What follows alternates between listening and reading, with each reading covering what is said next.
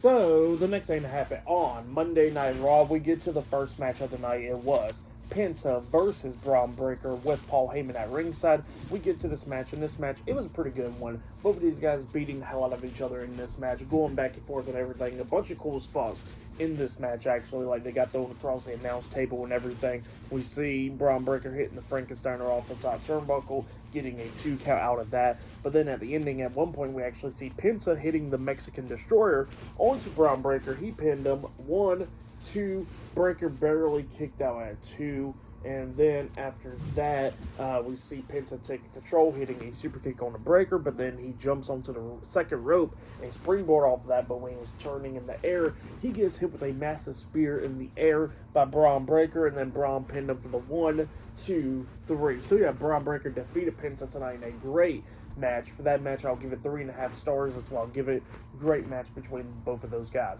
But then after the match ended, we see Seth Rollins and Bronson Reed coming out there, and Seth actually walks up to Penta because Penta's like up against the ropes and stuff, and Seth walks up to him, and then he tells him to stay out of his business. So yeah, that's what he tells Penta, and he walks off.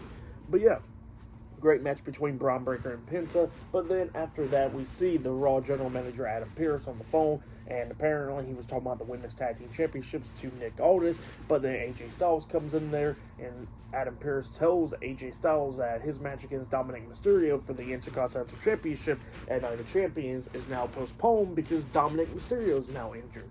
So yeah, that's what he tells AJ. AJ was talking about how he's going to really go hurt Dom. And Adam Pearce is like, look, it is legit, you can't. But he says that you'll get a match pretty soon once he gets back into the ring. So yeah, that's what AJ Styles got told by Adam Pearce, and then he walks out. And then we see the WWE World Tag Team Champions, Kofi Kingston and Xavier Woods, the New Day coming up with Grayson Waller. And the New Day want to talk to Adam Pearce, and then Adam Pearce tells them that they got to defend their tag team titles up against JD McDonough and Finn Balor in the Judgment Day next week on Raw, and they wasn't happy about that, and they walked away with Adam Pearce telling them that it is official.